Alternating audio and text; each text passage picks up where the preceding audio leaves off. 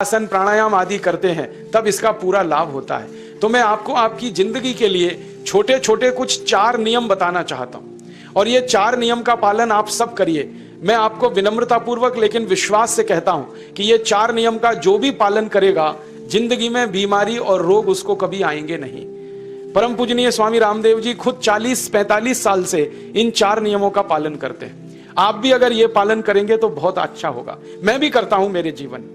मैं पिछले 15 वर्षों से योग प्राणायाम करता हूं, उसके साथ कुछ नियम मैंने बनाए हैं, वो नियम का पालन करता हूं और वही नियम आपको बताना चाहता हूं। स्वामी जी पालन करते हैं, मैं करता हूं, हमारे लाखों योग शिक्षक करते हैं और इन नियमों का पालन करने से हमको इतना लाभ हुआ है कि कभी बीमारी आती नहीं। 15 साल से मैंने हर बार मेरा बीपी चेक किया, नॉर्मल है, शुगर नॉर्मल है, ट्राइग्लिसराइड्स नॉर्मल है, कोलेस्ट्रॉल नॉर्मल है। पिछले 15 साल में कभी सर्दी जुकाम भी नहीं हुआ, गला भी नहीं बैठा, कभी हॉस्पिटल नहीं देखा, कभी डॉक्टर के पास नहीं गए, क्योंकि जरूरत नहीं पड़ी। और वो जरूरत नहीं पड़ी क्योंकि हम निरोगी हैं, स्वस्थ हैं। ये निरोगी और स्वस्थ होने के लिए आयुर्वेद की एक छोटी सी जानकारी आपसे मैं शेयर करना चाहता हूं। आयुर्वेद में यह कहा गया है कि किसी भी व्यक्ति को निरोगी होना है, रोग मुक्त होना है, तो अपने जीवन में 3 बातों का ध्यान रखे। अपना वात, पित्त और कफ तीनों का संतुलन रखे। वो 3 तरह के दोष हैं हमारे शरीर में, वात, पित्त, कफ। आपने सुना होगा ये त्रिदोष आधारित शरीर है। जब वात बहुत बिगड़ जाता है तो 80 से ज्यादा रोग आते हैं। जब पित्त बहुत बिगड़ जाता है तो लगभग 46 से 50 रोग आते हैं और जब कफ बिगड़ जाता है तो 28 रोग आते हैं और वात, पित्त, कफ तीनों बिगड़ जाएं तो 148 रोग आते हैं। सर्दी, खांसी, जुकाम से लेकर और कैंसर तक जो आखिरी रोग माना जाता है, ये सब वात, पित्त, कफ के बिगड़ने का खेल है। तो इस देश के आयुर्वेद चिकित्सा के सबसे महान लोगों में से कुछ नाम आप जानते हैं, जैसे चरक ऋषि, जैसे सुश्रुत ऋषि। ऐसे एक ऋषि हुए बाघभट्ट। बाघभट्ट ऋषि ने एक पुस्तक लिखी है, उसका नाम है अष्टांग हृदयम, और एक पुस्तक लिखी है उसका नाम है अष्टांग संग्रहम।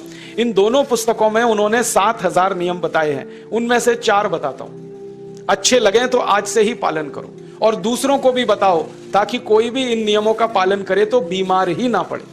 ये चारों नियम हैं वात, पित्त और कफ को संतुलित रखने के लिए।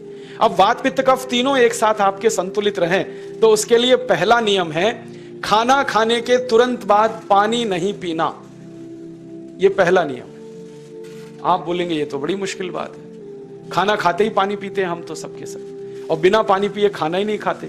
कई लोग तो खाने से ज्यादा पानी पीते हैं, खाना कम खाते हैं, पानी ज्यादा पीते हैं। ये खाना खाने के बाद पानी कभी भी नहीं पीना, क्योंकि महर्षि बाघभट्ट कहते हैं भोजनांते विषम वारी, माने भोजन के अंत में पानी पियो तो जहर के पीने के जैसा है। इसलिए वो कहते हैं कभी भी खाने के तुरंत बाद पानी मत पियो। अब आप मुझे पूछोगे क्यों नहीं पिए, कारण बता दो। कारण मैं बताना चाहता हूं सरल भाषा में। हम जब खाना खाते हैं ना तो पेट में सारा खाना इकट्ठा होता है। पेट में एक स्थान होता है, उसको हम कहते हैं जठर।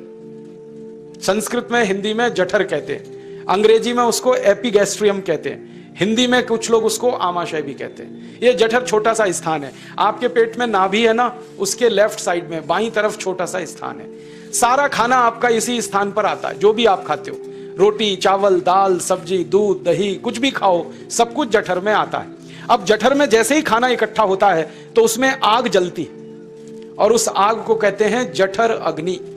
मिला के बोल देते हैं जठराग्नि। आप जैसे ही खाना खाते हो पेट में जठर में अग्नि जलती है, वो अग्नि खाने को पचाती है और अग्नि खाने को ऐसे ही पचाती है जैसे रसोई घर की अग्नि खाने को पकाती है। आपके रसोई घर में आप अग्नि जलाओ, उसके ऊपर दूध रख दो, दूध में थोड़ा चावल डाल दो, अग्नि जब तक जलती रहेगी खीर तब तक बनती रहेगी। आप घर में अग्नि जलाओ, उसके ऊपर पानी रख दो, उसमें दाल डाल दो, दाल की पकने की क्रिया तब तक चलेगी जब तक अग्नि जलेगी। ऐसे ही पेट में होता है। जैसे ही आपने खाना खाया पेट में अग्नि जलती है और जब तक अग्नि जलती है तो खाने के पचने की क्रिया चलती है। जैसे रसोई घर में खाना पकाते हैं वैसे ही पेट में भी खाना पकता है। इसी को हम पचने की क्रिया कहते हैं, अंग्रेजी में उसको डाइजेशन कह देते हैं। तो आपने खाना खाया, पेट में अग्नि जल गई, अब वो खाने को हजम करेगी, पचाएगी। अब मुझे एक प्रश्न का उत्तर दो आप कि जैसे ही आपने खाना खाया, पेट में अग्नि जल गई और वो खाने को पचा रही है, तुरंत आपने गट गट गट गट पानी पी लिया और खूब ठंडा पानी पी लिया, बर्फ मिलाया हुआ पानी पी लिया, फ्रिज का पानी पी लिया। क्या होने वाला है? अग्नि जलेगी कि बुझेगी? अग्नि के ऊपर पानी डालो तो अग्नि और पानी की दोस्ती नहीं है, दुश्मनी है। पानी अग्नि को बुझा देता है। तो आपने खाना खाया, अग्नि जली, पीछे से गटगट पानी पी लिया, अब अग्नि शांत हो गई, अब खाना पचेगा नहीं, तो वो पेट में पड़ा पड़ा सड़ेगा, और सड़ा हुआ खाना 100 से ज्यादा विष पैदा करेगा, और वो 100 विष आपकी जिंदगी को नरक बना देंगे, और जिंदगी भर आप बीमार पड़े रहेंगे। आपको मालूम है, कई लोग कहते हैं मुझे पेट में बहुत गैस बनती है। ये गैस उन्हीं को बनती है जिनका खाना हजम नहीं होता। कोई लोग कहते हैं कि मुझे पेट में जलन होती है, ये जलन उन्हीं को होती है जिनका खाना पचता नहीं। कोई कहते हैं कि मेरे पेट में एकदम गुम हो जाता है, फूल जाता है। ये सब वो लक्षण हैं जब खाना पचता नहीं। तो खाना पचेगा नहीं तो सड़ेगा, सड़ेगा तो विष पैदा करेगा, और वो विष आपको बीमार करेंगे। इसलिए महर्षि भागवत ने कहा, खाना खाते ही पानी मत पियो। समझ में आया? फिर आप बोलोगे कितनी देर तक नहीं पिए? कम से कम 1 घंटे तक। 1 घंटे बाद पानी पियो। आप बोलोगे जी 1 घंटा क्यों? ये जो अग्नि जलने की क्रिया है ये लगभग 1 घंटे तक ही चलती है पेट में, उसके बाद अग्नि अपने आप शांत हो जाती है, उसके बाद पानी पी लो। तो खाना अगर 10 बजे खाया तो 11 बजे पानी पियो, 11 बजे खाया तो 12 बजे पियो, 12 बजे खाया तो 1 बजे पियो, 1 घंटे बाद पानी पियो। अब आपके मन में यह सवाल आ सकता है कि खाना खाने के पहले पी लें क्या? हाँ पी लो, 40 मिनट पहले पेट भर के पानी पी लो। 10 बजे खाना खाना है, 9:20 पे खूब पानी पी लो, जितना पी सकते हो। 11 बजे खाना खाना है, 10:20 पे पी लो, खूब पानी पी लो, 40 मिनट पहले। आप और एक सवाल पूछ सकते हो कि अच्छा ठीक है, खाने के बाद पानी तो नहीं पिएंगे, कुछ और पी सकते हैं क्या पानी को छोड़कर? तो उसके लिए भागवत जी कहते हैं कि खाने के तुरंत बाद अगर पीना है तो दही की लस्सी पियो, मट्ठा। खाने के बाद अगर तुरंत पीना है तो फलों का रस पियो, गन्ने का रस पी लो, संतरे का रस पी लो, मौसमी का रस पी लो, अनार का रस पी लो।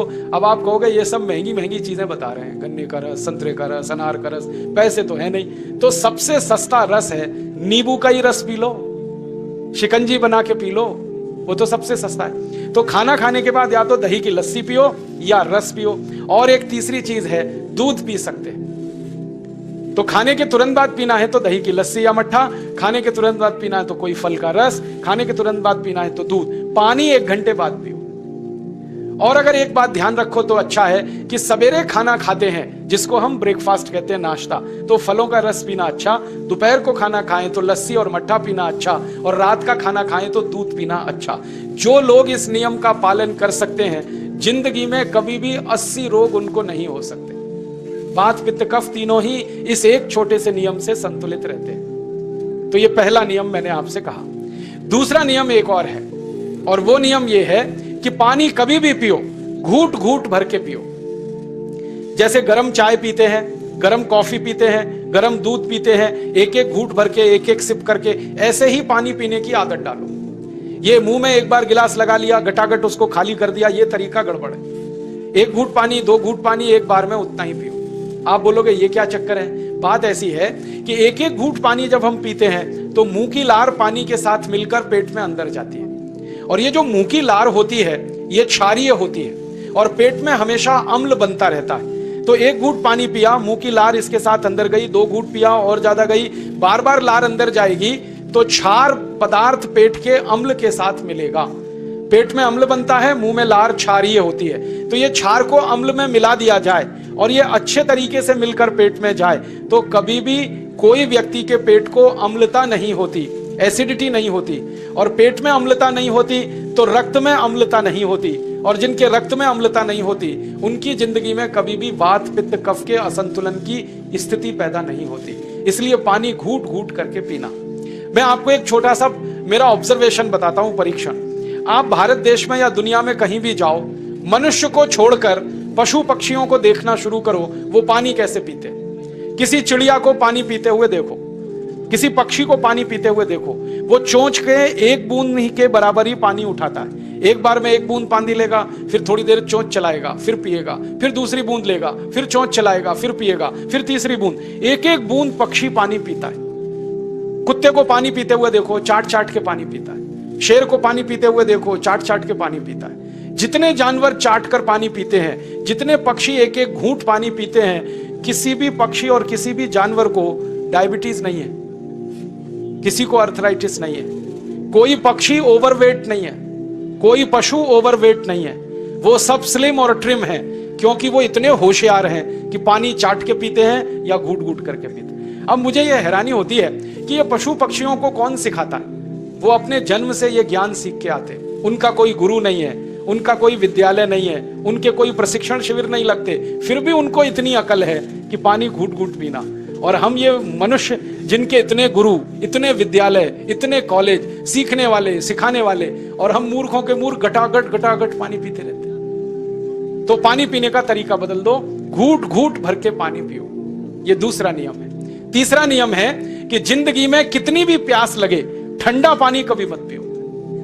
बर्फ डाला हुआ पानी, फ्रिज में रखा हुआ पानी, वाटर कूलर का पानी जिसका तापमान बहुत कम है, ये कभी मत पीना। क्यों?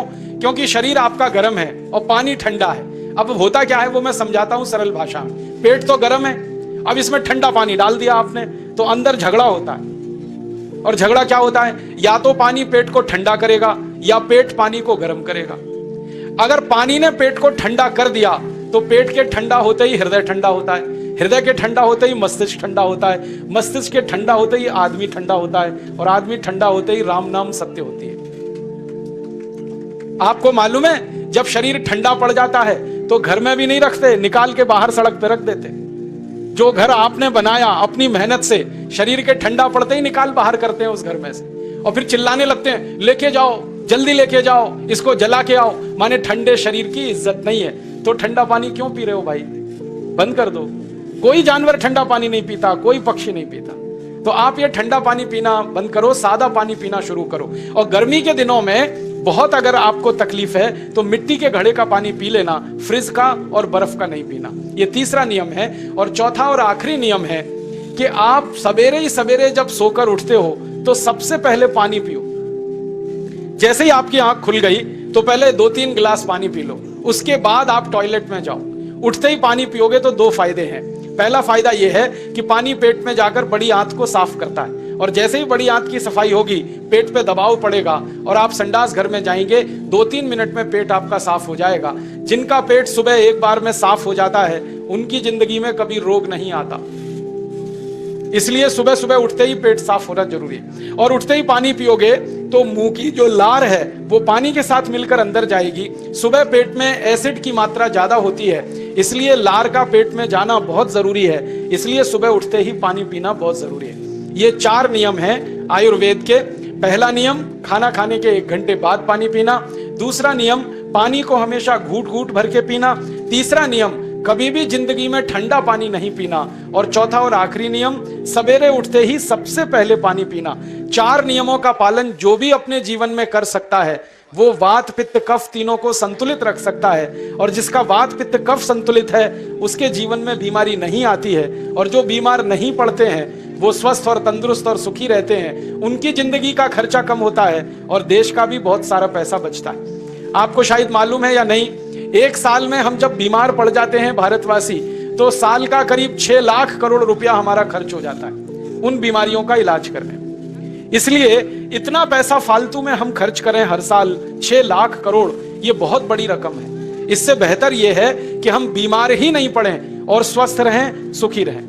और ये 6 लाख करोड़ का जो खर्चा हम करते हैं बीमार पड़ने पर, अक्सर ये एलोपैथी की दवाएं खाने में खर्च होता है। और जो एलोपैथी की दवाएं हम खा रहे हैं, जैसे paracetamol, Baralgan, butazone, oxyphenbutazone, aspirin, Disprin, Novalgin, ये सब ऐसी खराब दवाएं हैं जो दुनिया के देशों में 20 साल पहले बंद हो चुकी हैं, भारत में धड़ल्ले से बिक रही हैं और हमको बीमारियों से ज्यादा गंभीर बीमारियों में फंसा रही हैं। ज्यादातर दवाएं जो आप खाते हो वो किडनी खराब कर देती हैं, लीवर खराब कर देती हैं, आंतों में घाव कर देती हैं, विकलांगता आ जाती है, पैरालिसिस हो जाता है, ब्रेन हेमरेज हो जाता है, हार्ट अटैक आ जाता है। दुनिया में लगभग इस समय 84,000 दवाएं बिकती हैं। और आपको सुनकर हैरानी होगी, उनमें से मात्र 117 दवाएं हैं जो काम की हैं, बाकी सब बेकार की दवाएं हैं। उन बेकार की दवाओं को खाकर हम 6 लाख करोड़ खर्च करते हैं। ये बहुत दुख और अफसोस की बात है। और ये 6 लाख करोड़ का खर्चा समाज के वो लोग करते हैं जिनको जिंदगी में हर समय अपना आर्थिक स्थिति को देख के चलना पड़ता है, जिनकी आमदनी बहुत नहीं है, जिनके घर में आमदनी के बहुत ज्यादा साधन नहीं है, उनको ये पैसा खर्च करना पड़ता है। तो कई बार क्या होता है, किसी का घर बिक जाता है, किसी का खेत बिक जाता है, किसी के घर के गहने गिरवी रख जाते हैं, किसी को कर्ज लेना पड़ जाता है, किसी को कर्ज लेकर दोबारा कर्ज लेना पड़ जाता है। मैंने इस हिंदुस्तान में पिछले 15 साल के प्रवास में देखा कि गांव-गांव के गरीब किसान कर्ज ले लेकर ये महंगी दवाएं खाकर इलाज करते हैं, डॉक्टरों को पैसा देते हैं, दवा कंपनियों को देते हैं, और वो पैसा फिर इस देश में से दूसरे देश में चला जाता है, क्योंकि अक्सर ये दवाएं बनाने वाली कंपनियां विदेशी होती हैं। तो हम 6 लाख करोड़ खर्च करें अपने खून पसीने की कमाई का, उससे अच्छा ये है बीमार ही ना पड़े, दवा खाने की जरूरत ही ना पड़े, तो हम सुखी रहें, स्वस्थ रहें। तो योग प्राणायाम करें, 4 नियमों का जीवन में पालन करें, बहुत आसान है आपके लिए।